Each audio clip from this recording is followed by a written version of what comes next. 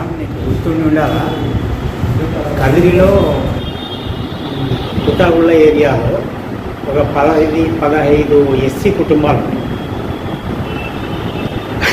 అజ్ఞాత జీవితంలో ఆ ఏరియాలో ఉండవలసి వచ్చినప్పుడు అక్కడికి పోతే అందరూ మాకు బయటకు వచ్చింది. ఏం తప్ప ఇంటికి వస్తున్నారు వీళ్ళంటే ఒక ఆయన ఇంటర్వ్యూ చేసినాం.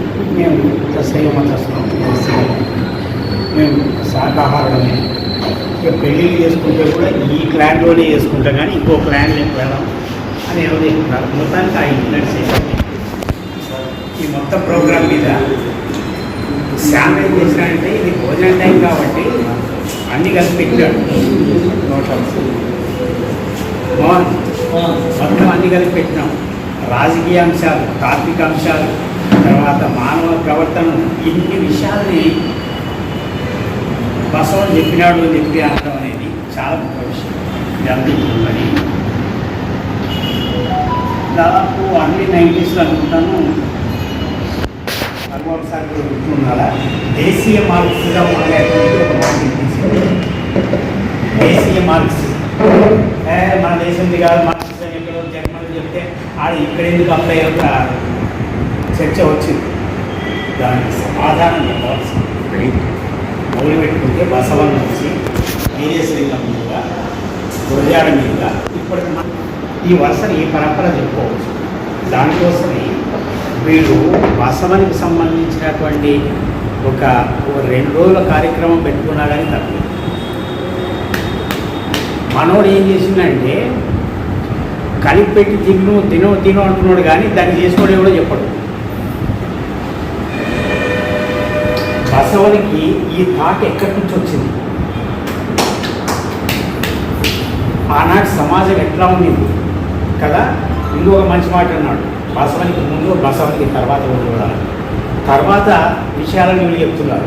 నెత్తిన కాలు పెట్టి నీళ్ళు పోసి ఇంత మూఢాచారాలు కూడా ఇంకా ఇప్పటికి ఎందుకు కొనసాగుతుంది అంటే ఈ మతం యొక్క గెంపు కర్ణాటక సమాజం మీద ఎందుకంత బలంగా ఉంది, ఏ సామాజిక అంశాలు వాళ్ళని కట్టి ఉంచినాయి, ఏ ఫ్యూడల్ సంస్కృతి వాళ్ళను అట్టి పెడతా ఉంది. ఇంకా ఈ చర్చ జరగాల్సిన అవసరం. ఇంకోటి వర్గము అన్నటువంటి మాట అప్పుడప్పుడు అన్నాడు, క్లాస్ అన్నది వర్గం. ఈ వర్గం అన్న కాన్సెప్ట్ ఆయనకు ఉందా, లేకుంటే ఈ ట్రాన్స్లేషన్ లేదా ఈ విమర్శలు సృష్టించినటువంటి భావజాలమా? సరే, ఇవన్నీ పక్కన పెడితే తాను జన్యం తీసేయడం అనేది గొప్ప త్యాగం. ఈ సందర్భంగా నా చిన్న అనుభవం ఒకటి చెప్పుకోవాల్సి వస్తే, పెళ్ళికి పోతే బంధువులు వాడికి జన్యం లేదురా, వాడికి పక్కన పెట్టండి భోజనం అని. స్వామి మీరు ఏ స్థలంగా పెట్టండి, ఆడ కూర్చోమంటే ఆడ కూర్చుంటాను, మీరు తినే భోజనమే నాకు పెట్టండి, ఆడైనా కూర్చొని తింటాను. అంటే ఈ ఫ్యూడల్ కల్చర్ ఎంత బలీయంగా ఉంటుందో కొంచెం మనం ఆలోచించాం. సార్ నేను కూడా లేకపోతే కూర్చున్నాను. మనం ముందుగానే అప్లికేషన్ పెట్టడం కదా, నేను నీ కడుపులనే ఉంటాను, నాకు జంతు వేయండి, మనం ముందుగానే అప్లికేషన్ పెట్టుకోం కదా. తర్వాత క్రమంలో మనలో రినెసాన్స్ అంటామా, లేకుంటే రెవల్యూషన్ అంటామా, అభ్యుదయ భావాలు అంటామా, ఏమంటాం సార్. ఈ భావాలతో కూడా ఆ కుటుంబంలో పుట్టినటువంటి బసవనికి ఎట్లా వచ్చింది, ఎట్లా ఆయన ప్రేరణ ఎక్కడ.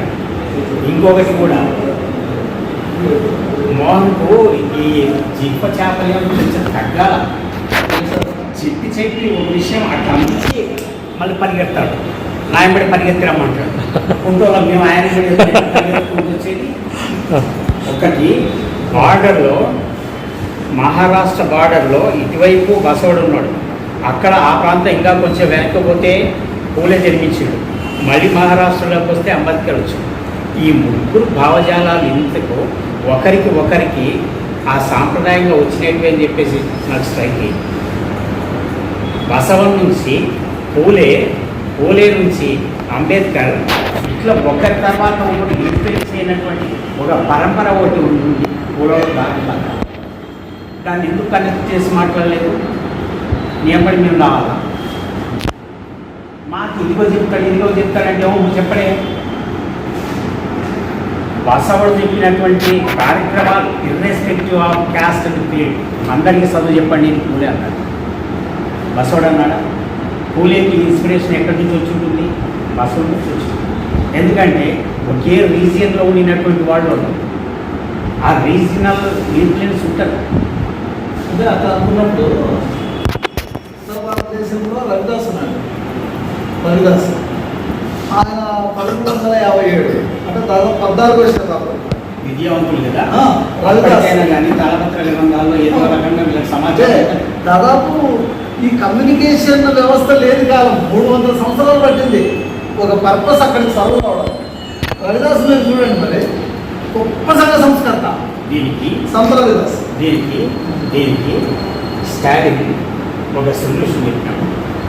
దేశకాల పరిస్థితులకు అనుగుణంగా, దేశకాలాలకు అతీతంగా అణసపడ్డటువంటి ప్రజల యొక్క స్పందనలు దేశకాలాలకు అతీతంగా ఒకే రకంగా ఉంటాయి. వాడు అణచివేత గురైందా వాడి స్పందన దేశకాలాలకు అతీతంగా ఉంటుంది. ఏ ప్రాంతం వాడైనా సరే తన మీద అప్రెషన్కు వ్యతిరేకంగా వ్యతిరేకిస్తాడు, తన మీద అణచివేతను వ్యతిరేకిస్తాడు. ఆ రకంగా వచ్చిండవచ్చు. సరే ఎనీ హ్యావ్ మనకు కావాల్సిందంతా ఏంటి? అణచివేతకు వ్యతిరేకంగా ఉద్యమించేవాడు మనకు కావాలి. ఆ రకంగా బసవడు చెప్పినాడు, పూడలు చెప్పినాడు, అంబేద్కర్ చెప్పినాడు. దేశీయ మార్క్సిజం అక్కడి నుంచి పెట్టుకుంటాం. మంత్రులు అవధానం చేస్తూ ఉంటే ఆయన కూడా వీరశైవుడు మీకు తెలుసుంటేది. వీరశైవ మంత్రులు కూడా వీరశైవ మంత్రం వస్తుంది. ఆయనకి ఇంత విద్య ఎట్లా వచ్చింది? ఈయన గణపతి ఉపాసకుడై ఉంటాడు. వీరశైవులు గణపతి ఉపాసన విగ్రహారాధన వీళ్ళు ఒప్పుకోరు కదా. ఆయన కోచి కట్టుకునే పద్ధతి విగ్రహారాధన చేసేవాళ్ళు అదో రకంగా ఉంటుందట అని ఆయన అవధానం చేస్తుంటే ఏనికి పోయి ఆయన లొంగిని ఎత్తి చూస్తారట. వీళ్ళు కోచి ఎట్లా కట్టుకున్నాడు. ఈ విషయం ఆయన వీరశైవ మంత్రులే రాసుకున్నాడు తన ఆత్మకథ. అంటే ఈ కులం యొక్క పట్టు ఎంత బలీయంగా ఉంటుంది. కాబట్టే కుల నిర్మూలనలో అంబేద్కర్ అంత గట్టిగా మొత్తుకొని చెప్పింది. ఇది ఆషామాషిది కాదు.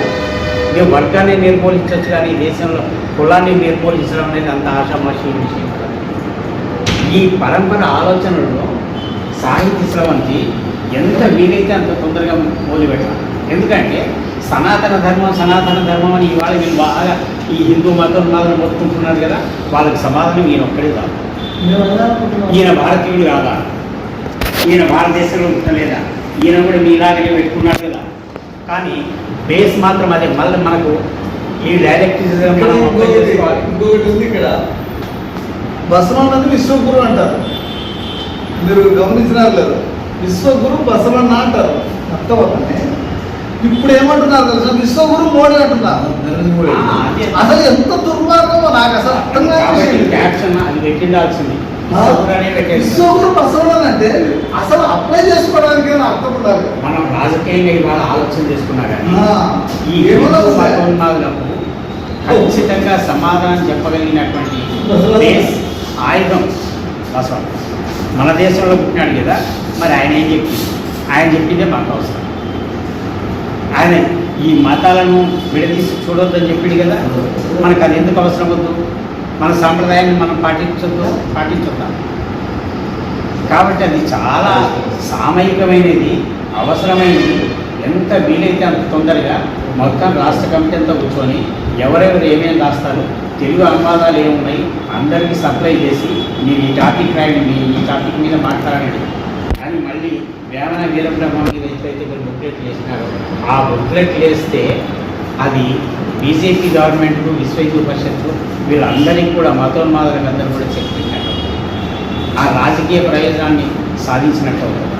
ఆయన ఆలోచన విధానాన్ని, బసవని ఆలోచన విధానాన్ని కొనసాగించినట్టు అవుతుంది. ఆలోచించాలి. తప్పకుండా సార్ మీరు చెప్పిన అంశాలను మేము పరిగణలోకి తీసుకుంటాం. రాష్ట్ర కమిటీలో చర్చిస్తాం సార్. సార్ ఉంటుంది సార్ మాకు ఉడుకుంది సార్.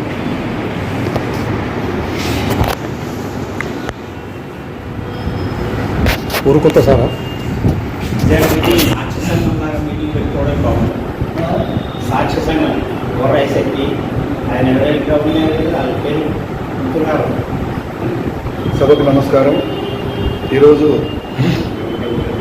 సాంస్కృతిక విప్లవకారుడు బసవన్న గురించి ఇంత విపులంగా నేను వినడము చాలా ఆనందంగా ఉంది.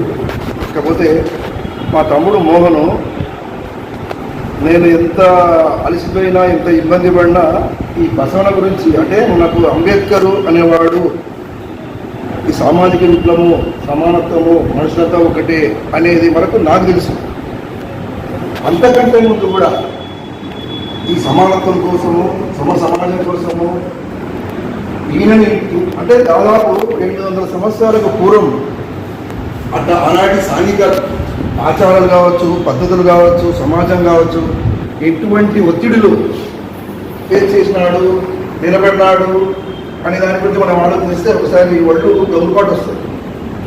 ఇప్పుడు మనం ఏదైనా జస్ట్ మనకు బిఫోర్ రూలింగ్ పార్టీ సంబంధించి మనం ఏమైనా యాంటీ గవర్నమెంట్ మీటింగ్ పెట్టుకోవడానికి 5 సంవత్సరాలు ఎక్కడ కూడా మనం మీటింగ్ ఏర్పాటు చేయాలి. ఏ ట్రేడ్ యూనియన్ కావచ్చు కదా, ఈవెన్ నేను ఆర్టీసీలో పనిచేసినాను, మెజారిటీ యూనియన్లో పనిచేసినాము, అయినా మీటింగ్ పెట్టుకోవడానికి దట్టు మన టీచర్ అసోసియేషన్ కావచ్చు, ఎన్జిఓస్ కావచ్చు, అంటే మా సమస్యలు ఇవి, మేము మీకు నివేదించదలుచుకున్నాము, మా డిమాండ్ చెప్పదలుచుకున్నాము అని ఒక మీటింగ్ ఏర్పాటు చేసుకోవడానికి కూడా అటువంటి క్లిష్ట పరిస్థితులు ఫేస్ చేసినాడంటే ఆనాటి కాలమాన పరిస్థితుల్లో ఈ మహానుభావుడు ఎటువంటి పరిస్థితులు ఫేస్ చేసినాడు, అసలు ఆయన బ్యాక్గ్రౌండ్ ఏంది, ఆయన బలం ఏంది, ఆయన గోల్ ఏంది, ఒకసారి మనం ఆయన గురించి ఆలోచిస్తే వాళ్ళు ఊరుపాటు వస్తుంది. అసలు పొలిటికల్ ఇన్ఫ్లుయెన్స్ లేదు, బలం లేదు, ఆర్థికంగా లేదు, ఏమీ లేదు, కానీ ఆయన ఒక సంపన్న వర్గం కావచ్చు, అగ్రవర్ణాలు కావచ్చు,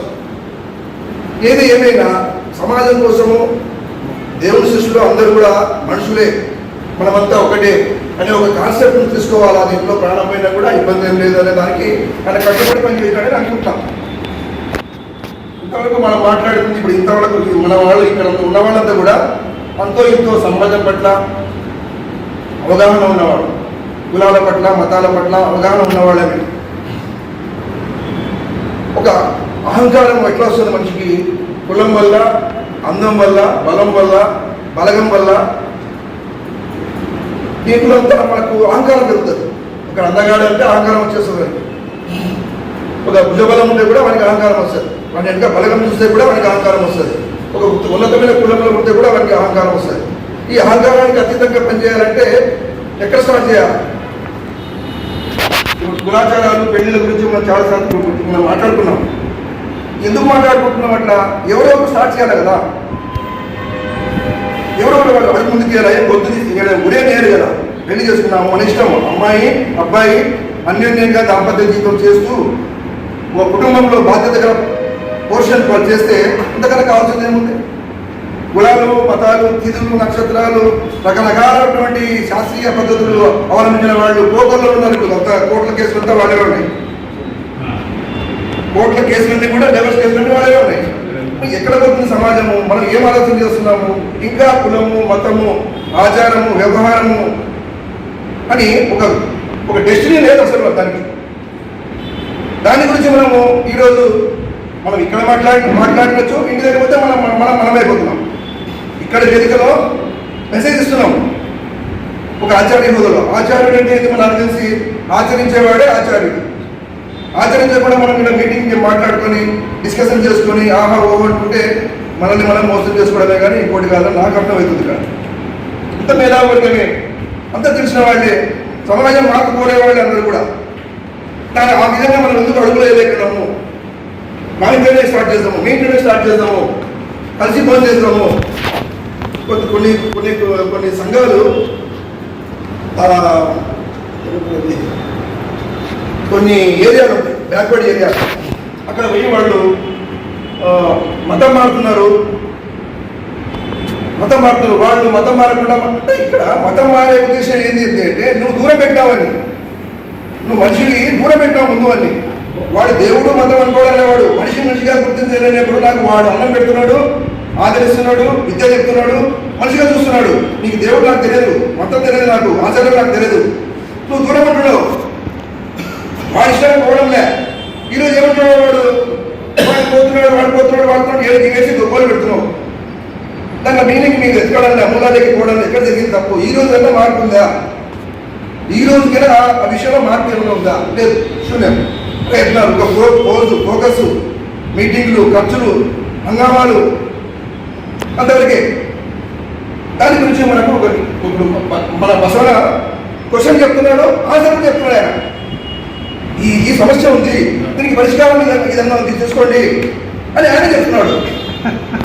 ఆ విధంగా మనం ఎందుకు అడుగులు వేయలేదు? క్వశ్చన్ వదిలిపెడితే ఆన్సర్ అందరూ డిస్కషన్ చేస్తారు, తల పట్టుకుంటారు, తలను పెడేస్తుంది ఆలోచించి. ఆయన ఆన్సర్ చెప్తున్నాడు ఆయననే.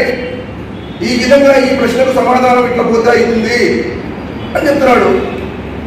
దాని గురించి మనము ఆలోచన చేయకుండా, అడుగు చేయకుండా, ఒక గ్రూప్, ఒక టీం డిస్కషన్ చేసుకోకుండా, ఒక కోఆర్డినేషన్ చేసుకోకుండా మనం ఎంత ప్రయత్నం చేసినా మన జీవితాలు ముగిసిపోతాయి. దాంట్లో అనుమానమే లేదు. దాన్ని ఏమంటారు? అనంతమైన జ్ఞానము, అల్పమైన జీవితం అంట. నువ్వు అనంతమైన జ్ఞానం ఎంతతో తెలుసుకో, జీవితం ఎంత ఉంది అల్పము. దాన్ని అంత జ్ఞానం చేసుకొని ఏం చేస్తావు? అల్పమైన జ్ఞానాన్ని ఆచరించుకుంటూ పోతే దాంట్లో ఫలితం రావచ్చు, రాకపోవచ్చు. పని చేసుకుంటూ పో, ఫలితం ఆశించవద్దు. ఆ అడుగులే వేయకుండా మనము మనుషులుగా ఉన్నాము, ఏదో మనం ఉద్దేశిస్తాము, పలానా సంఘాలు పెట్టుకుంటున్నాము, ఒక గ్రూపులు పెట్టుకుంటున్నాము. సరే, కాలమాన పరిస్థితులు ఇట్లా మారిపోయినాయి, దానికి అనుగుణంగా మనము అప్డేట్ కావాలనుకుంటున్నాము, అది వేరే ఇష్యూ. కార్మికుల గురించి, వర్గ పోరాటం గురించి, మనుషుల గురించి, మానవత్వాల గురించి ఆ రోజు ఈయన మాట్లాడినాడంటే మీరు చెప్పినట్టు అసలు ఎక్కడ ఇన్స్పిరేషన్ ఆయనకి ఎక్కడ వచ్చింది? ఆయన మూలాలేంది? ఆయన ఏ సామాజిక వర్గంలో తిరిగినాడు, ఎట్లా ఫేస్ చేసినాడు? ఎవరికి కూడా ఆలోచనకే రావు కదా. ఏదో ఒక ఇన్సిడెంట్ జరిగితే వస్తుంది, ఒక సన్నివేశం చూస్తే వస్తుంది, ఒకటి అనుభవిస్తే వస్తుంది. దాన్ని ప్రభావితం చేస్తూ ఆయన ఆ డెసిషన్ తీసుకున్నాడని నేను అనుకుంటున్నా. మనము ఈ బసవన గురించి మా తమ్ముడు అది పోయే సంపద నాకు కీ పెట్టుకున్నాడు, కూరే సంపద అందరం తెచ్చుకోపోదాం, ఫ్యామిలీ కానీ అడిగి పోయే సంపద ఒక రోజు స్టే ఉందాము అని మా ఫ్యామిలీ కలిసి పిలిచిపోతా అంటున్నాడు. చూసాం అక్కడ ఎక్కడ నువ్వు చూస్తూ ఒకసారి మా కుల సంఘం అట్లా నాకు ఒక సంవత్సరం నుంచి చెప్తున్నాను. మా తమ్ముడు పోదాం అనుకున్నాము, పరిస్థితులు అనుకరించగా పోస్ట్పోన్ అవుతుంది. నాకు చాలా ఇంట్రెస్ట్ ఉంది. నాకు మా ఫ్యామిలీలో మా అందరికంతా నేను కౌన్సిలింగ్ ఇచ్చిన పోయేసాం. దానికి ఏముంది? ఏం లేదు మనం మాకు కూడా ఎక్స్కర్షన్ టూర్లు పోతే గుళ్ళు, గోపురాలు, కోనేళ్ళు, సత్రాలు, సాయిళ్ళు అవి చూస్తారు కదా. అక్కడ ఏముంది అనేది ఏమి లేదు, అక్కడ జ్ఞానం ఉంది అని చెప్తున్నాయి.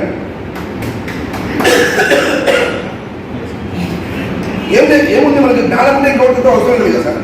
జ్ఞానం కావాలి, అక్కడ జ్ఞానం ఉంది, తెలుసుకుందాం పదండి అని నేను చెప్పిన.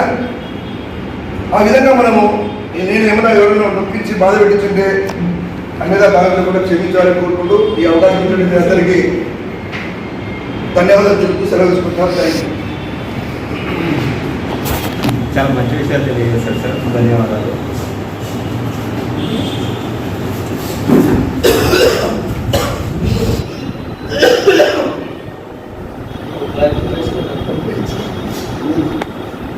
మాట్లాడితే బాగుంటుంది.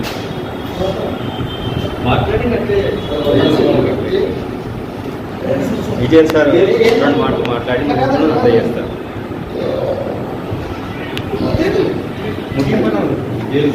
చెప్పండి, ఓట్ ఆఫ్ థ్యాంక్స్ చెప్పండి. ఇంకా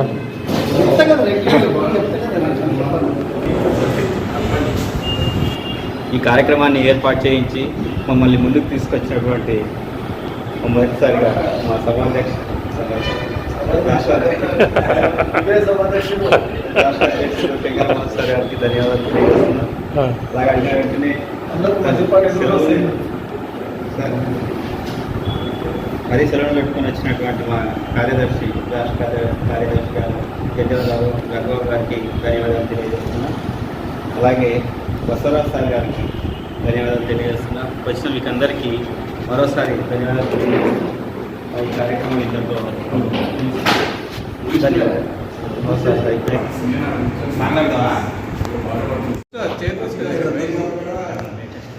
sir sir Nageswararao sir sir వాళ్ళే గుర్రాలు వేసుకున్నాడు, పొలం వేసుకున్నాడు.